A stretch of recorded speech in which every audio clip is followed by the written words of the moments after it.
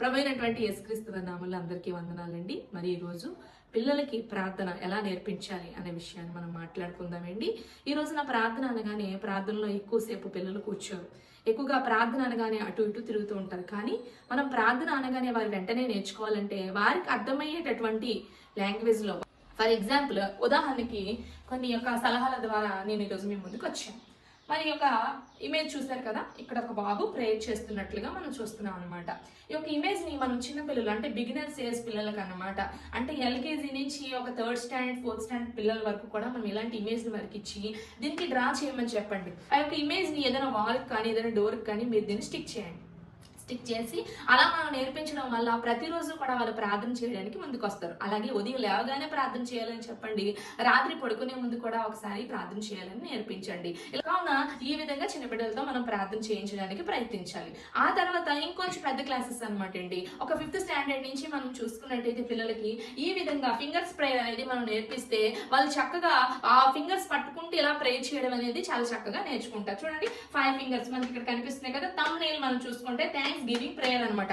దేవుడు మొట్టమొదటిగా మనకి ఉదయం ప్రేయర్ చేసేటప్పుడు రాత్రంతా కూడా కాపాడాడు కాబట్టి దేవుడికి మనం థ్యాంక్స్ చెప్పాలి, కృతజ్ఞతాస్తుతులు చెప్పాలి అని ప్రతి పేరెంట్ కూడా చెప్పాలండి. అలాగే రాత్రి కూడా మరి ప్రార్థన చేయాలి విషయాన్ని వాళ్ళకి జ్ఞాపకం చేసి రాత్రి కూడా దేవునికి కృతజ్ఞతాస్తుతులు చెల్లించాలని మనం ప్రేయర్ చేయాలన్నమాట. తర్వాత ఈ యొక్క ఇండెక్స్ ఫింగర్ ఏం చేస్తుందంటే ఇక్కడ ఆ యొక్క ఫింగర్ ద్వారా మనం ఏం నేర్పించాలంటే ఇది పేరెంట్స్ కోసం అనగా తల్లిదండ్రుల కోసం మనం ప్రేయర్ చేయాలి. ఇంకా మనం యొక్క ఫ్యామిలీలో ఉన్నటువంటి మెంబర్స్ ఎవరైతే ఉన్నారో ఫ్యామిలీలో గ్రాండ్ మదర్ గ్రాండ్ ఫాదర్ వాళ్ళందరి కొరకు మనం ప్రార్థన చేయాలని రెండవదిగా నేర్పించాలి. ఇకపోతే మిడిల్ ఫింగర్ మూడవదిగా పాస్టర్స్ అండ్ లీడర్స్ సేవకుల కోసం, సంఘంలో ఉన్నటువంటి సేవకులు, సండే స్కూల్ టీచర్స్ వాళ్ళ కోసం, అలాగే రాజకీయ నాయకులు మన దేశాన్ని పరిపాలిస్తున్నటువంటి నాయకుల కోసం కూడా బైబిల్ చెప్పింది ప్రేయర్ చేయాలని అని వాళ్ళ కోసం మనం ఈ యొక్క విషయాన్ని కూడా నేర్పించాలి. అలాగే మన ఈ యొక్క రింగ్ ఫింగర్ కూడా ఏం తెలియజేస్తుందంటే వీక్నెస్ అండ్ సిక్నెస్ పీపుల్ కోసం మనం ప్రేయర్ చేయాలన్నమాట.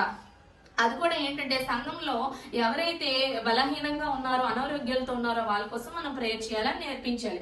అదే విధంగా సంఘానికి దూరం అయిపోతున్నారో వాళ్ళ కోసం కూడా మనం ప్రేయర్ చేయాలని పిల్లలకు నేర్పించాలి. చివరిగా లాస్ట్ ఫింగర్ అంటే నేనే నువ్వే అని చెప్పాలి పిల్లలకి. మీకోసమే మీరు ప్రేయర్ చేసుకోవాలి, మీ యొక్క అవసరతలు ఏవైతే ఉంటాయో లాస్ట్ లో అవి అడగాలి అని చెప్పి దేవుడికి మనం ఈ రీతిగా ఇలా ఫింగర్స్ ద్వారా 5 ఫింగర్స్ ద్వారా పెద్ద పిల్లలకి కొంచెం ప్రేయర్ నేర్పించడం, సీనియర్స్ పిల్లలకి జూనియర్స్ పిల్లలకి అయితే ఈ విధంగా ఇమేజ్ చూసి నేర్పించడం అనేది మనం చేస్తే ఖచ్చితంగా పిల్లల ప్రేయర్ అనేది చాలా సులువుగా నేర్చుకోవడం జరుగుతుందండి. కావున అందరూ ఈ యొక్క సలహాని పాటించి మీ పిల్లలకు అనుదినం ప్రేయర్ నేర్పించాలని ప్రభు నామాన్ని కోరుకుంటూ అందరికీ వందనాలు. Thank you.